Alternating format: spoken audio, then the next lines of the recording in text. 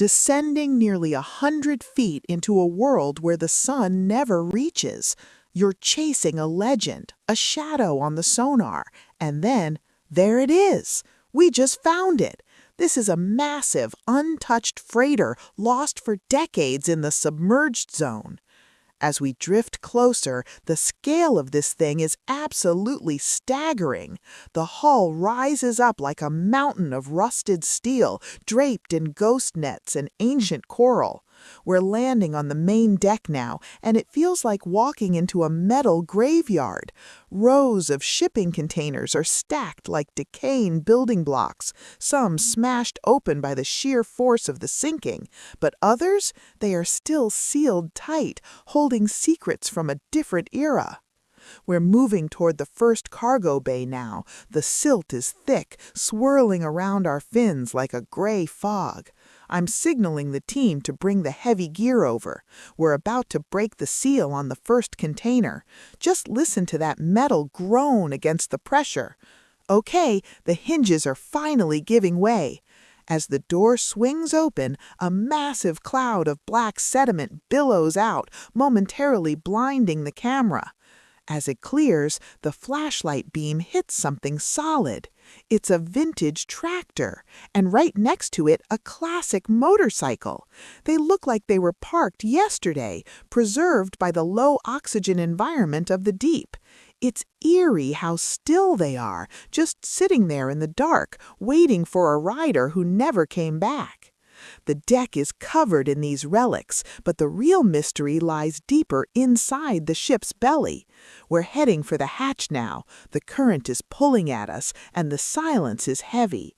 Stay close, because the deeper we go, the more the shadows start to shift. We've entered the internal corridors now, and the atmosphere has shifted instantly. It's tight in here, claustrophobic. The walls are closing in, and every movement kicks up blackout silt that could trap us in zero visibility in seconds. Look to the left, near the doorway. My light just caught the reflection of a skull. There's a skeletal remain slumped against the rusted bulkhead, a silent guardian of this corridor. This wasn't just a cargo run. This was a sudden, violent tragedy.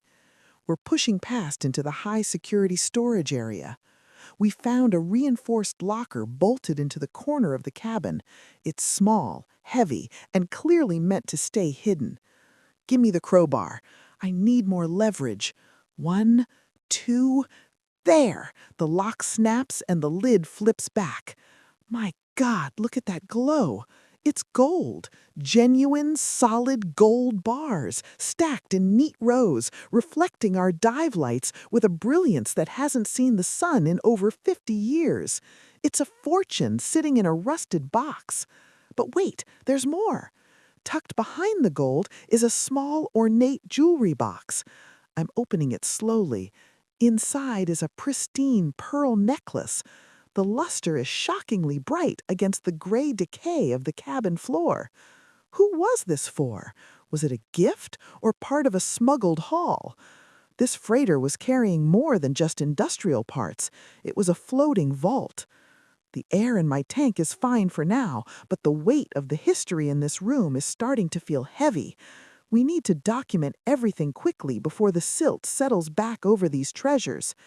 Every corner we turn reveals another piece of a puzzle that's been submerged for half a century. We're heading toward the officers' quarters next. I can see the door hanging off its hinges up ahead.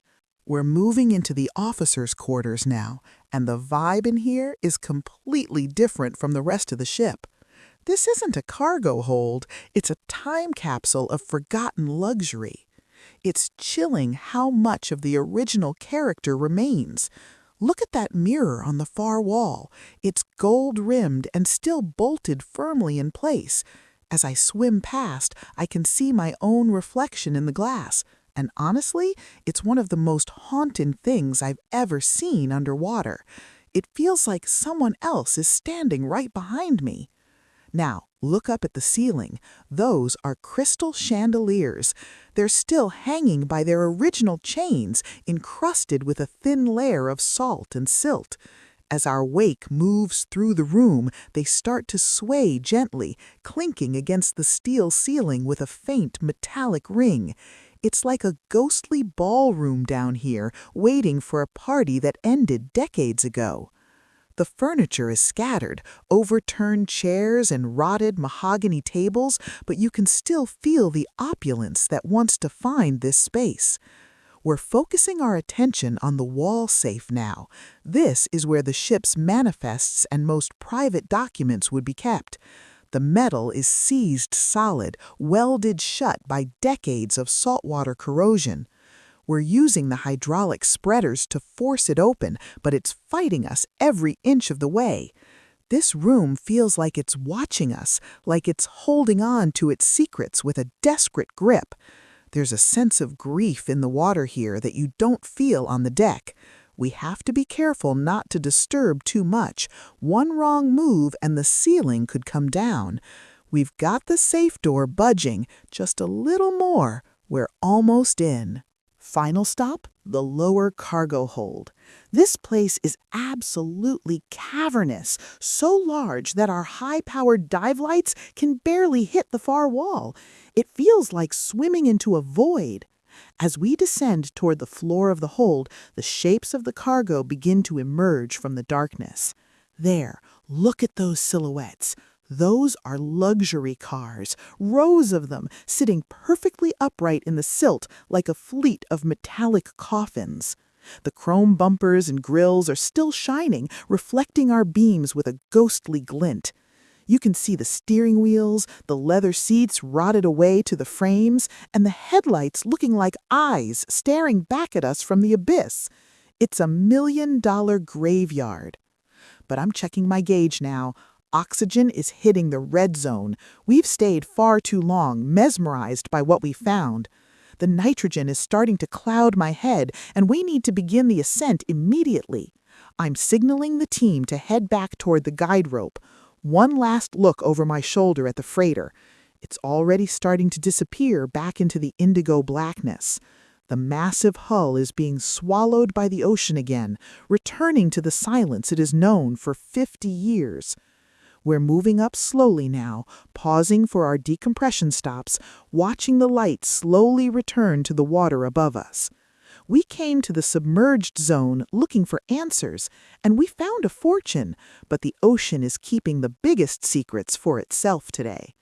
As we break the surface, the heavy silence of the wreck is suddenly replaced by the roar of the wind and the crashing of the waves. The sun is blindingly bright. We're back in the world of the living, but a piece of us is still down there, resting with the ghost ship in the deep.